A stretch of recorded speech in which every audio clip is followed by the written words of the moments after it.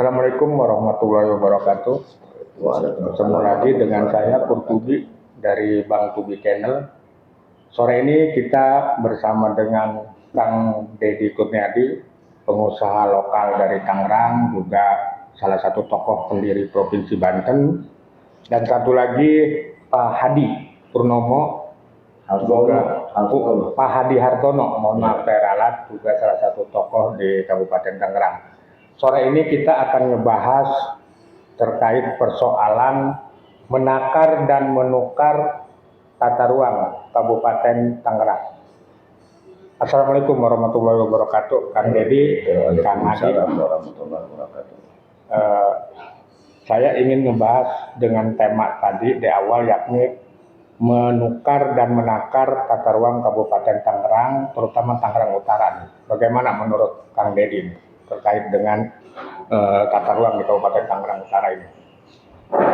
Jadi dengan terbitnya Perda Perubahan Nomor 9 Tahun 2022 yang berkaitan dengan perubahan tata ruang di wilayah Kabupaten Tangerang, terutama yang berada di wilayah pesisir pantai Tangerang Kabupaten Utara, ini menjadi sebuah acuan dasar bahwa Kabupaten Tangerang masuk menjadi daerah pusat strategi nasional. Itu dalam pusaran PIK atau PIK 1 dan PIK 2. Artinya bahwa kenapa dalam tema hari ini menakar dan menukar. Menakar seurgensi apakah perubahan perda tersebut? Apakah harus serahasia itu perubahan perdanya? Apakah memang karena ada pesanan atau memang sudah di ijon terlebih dahulu, atau memang sudah ada pundi-pundi yang sudah diberikan terlebih dahulu? Karena ini menjadi sebuah keanehan dan fenomena itu terjadi pada saat ini. Itu ketika terjadi sebuah kejadian atau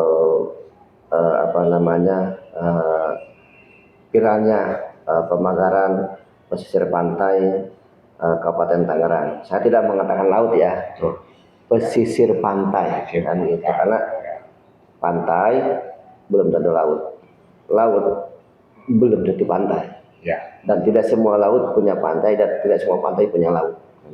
Ya. Itu. Nah, terus terkait dengan hal tersebut, sebenarnya siapa sih yang menjadi penanggung jawab atas pembangunan pesisir Tangerang Utara ini, yang mulai dari Kosambi sampai dengan Kronjo, Muncung ini? Pasti kan di situ kan ada penanggung jawabnya, apakah pemerintah daerah, provinsi atau pusat? Kang Deddy ini gimana, Kang? Seharusnya penanggung jawab pembangunan dari mulai daerah pesisir ini adalah, karena yang kita kembalikan dulu ya, bahwa daerah pesisir ini adalah milik secara teritorial adalah milik wilayah Kabupaten Tangerang. Dari kurang lebih sekitar sepanjang 52 km garis pantai tersebut adalah milik Kabupaten Tangerang yang harus dikelola, dipelihara, dibangun oleh Dinas Perikanan Kelautan Kabupaten Tangerang. Karena hanya Kabupaten Tangerang nih, di Tangerang Raya ini yang punya Dinas Perikanan Kelautan. Betul. Ya kan? Tangsel tidak ada, Kota Tangerang tidak ada, hanya Kabupaten Tangerang. Justru dengan adanya dinas terkait berarti ada yang diurus. Ya. Ada wilayah, ya kan? Ada cakupan yang harus dipelihara dan dibangun gitu. Jadi berarti kan selama ini seolah-olah Kabupaten Tangerang ini KKP maupun tingkat bupatinya, entah itu instansi lain, terkesan lepas tangan atau gimana Pak? Kayak selama ini mereka kehadirannya sama sekali nggak dirasakan oleh masyarakat Tangerang Utara. Ya, kita akui lah, dengan keterbatasan APBD itu tidak akan mampu untuk membangun pesisir pantai yang begitu panjang, ya kan, yang begitu luas. Membangun daratan saja kita kewalahan, apalagi membangun lautan. Jadi untuk itu mungkin saja pemerintah daerah Kabupaten Tangerang ya mengundang investasi ya kan, ya mengundang investasi atau melakukan terobosan-terobosan agar pembangunan masyarakat pesisir ini lebih tertata dengan baik kan gitu, baik secara ekonomi maupun secara sosial budaya. Nah sehingga ketika datang momentumnya PIK 1 yang sudah berhasil, maka datanglah PIK 2 kan seperti itu, dengan beberapa konsep yang memang seharusnya ini disosialisasikan terlebih dahulu secara dini. Nah, tapi karena kepentingan pundi-pundinya yang dikedepankan, maka sosialisasi diabaikan. Oke, saya ke Kang Adi nih. Ya. Ini kan PSN dan PIK 2 ini kan sebenarnya dua hal yang berbeda ya, Kang. Yang duluan kan PIK dulu. Ya. Nah, menurut Kang Hadi ini dengan sekarang terjadinya polemik PSN PIK 2 di masyarakat Tangerang Utara ini, bagaimana menurut pandangan Kang Hadi ini sebagai juga salah satu tokoh di Tangerang? Ya. Saya kira yang pertama adalah sumber persoalan. Ya, sumber persoalannya itu adalah perubahan peraturan daerah nomor 13 tahun 2011 menjadi peraturan daerah nomor 9 tahun 2020. Ini pangkal persoalannya. Nah, di dalam peraturan daerah memang ya secara dalam klausul pasal per pasal itu ya tidak normatif saja ya, tidak ada hal-hal yang krusial, tetapi kita tidak tahu lampiran-lampiran dari peraturan daerah ini yang kita tidak bisa temukan. Saya hanya bisa mendapatkan peraturan daerah saja, dokumen peraturan daerahnya saja, tapi tidak menemukan lampiran-lampirannya yang konon kabarnya itu peta-peta yang kawasan di luar garis pantai itu menjadi yang sekarang menjadi problem, yaitu menjadi sertifikat yang dikuasai oleh Agung Sedayu Group. Nah, terus yang kedua, ya kalau diurai setelah sumber persoalan nih, adanya persetujuan kesesuaian kegiatan pemanfaatan ruang atau PKKPR. Nah, ini siapa yang mengeluarkan PKKPR dan apa dasarnya?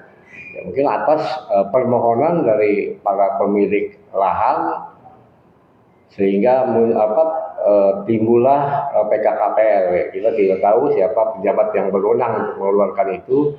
Yang jelas dasar penerbitan sertifikat yang ada di Desa Kohor yaitu adalah dasar penerbitannya dari PKKPR.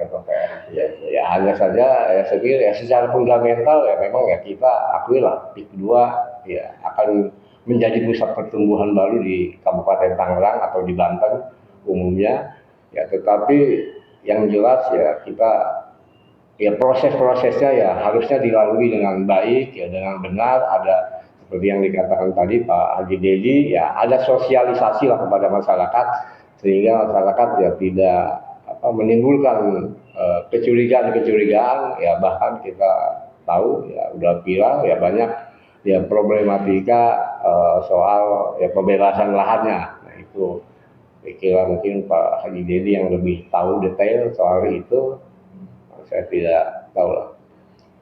Oke, saya kira itu aja. Oke, saya kembali ke Kang Dedi ya, Kang Haji Dedi nih. Ini kan sebenarnya kan PIK dengan PSN itu kan dua hal yang berbeda ya, seperti tadi juga sudah disampaikan juga oleh Kang Hadi ini. Mestinya kan apa sih langkah yang harus dilakukan baik oleh pihak pengembang untuk kedepannya supaya polemik yang terjadi sekarang ini Tangerang Utara ini bisa selesai, tidak berlarut-larut gitu Kang Dedi. Ini kalau bahasa orang Benteng mah kalau kurang tambahin, kalau salah benerin tapi jangan dihancurin. Betul. Nah, secara administrasi lengkapilah semuanya. Artinya ini apa yang dikeluarkan oleh produk hukum yang dilakukan oleh Kabupaten Tangerang yang overlap, yang seharusnya bukan tugas kabupaten, itu harus dilengkapi. Contoh misalkan PKKPR, ya kan. Nah, diterbitkannya SHGB daratan, ternyata fisiknya lautan, maka itu bukan menjadi kewenangan BKPRD Kabupaten Tangerang, tapi menjadi kewenangan Kementerian Kelautan dan Perikanan. Artinya terbitnya harusnya PKKPRL, persetujuan kesesuaian kegiatan penataan ruang pemanfaatan ruang laut. Nah, seperti itu. Jadi ada 3 yang dilewati oleh Pemda Kabupaten Tangerang. Rekomendasi kesesuaian kegiatan pemanfaatan ruang yang dikeluarkan oleh Kementerian ATR BPN dan rekomendasi tentang pemanfaatan dan tata ruang yang harusnya diinikan oleh Kemendagri. Nah, 3 ini semua diambil alih oleh Pemda Kabupaten Tangerang karena merasa tadi kalau bahasa presiden kita mah raja kecil, ini wilayah punya saya, ya kan saya yang berkuasa, apa yang you mau kita bisa kan begitu. Ternyata tanpa bisa terkendali, tidak bisa antisipasinya, terjadilah polemik seperti sekarang.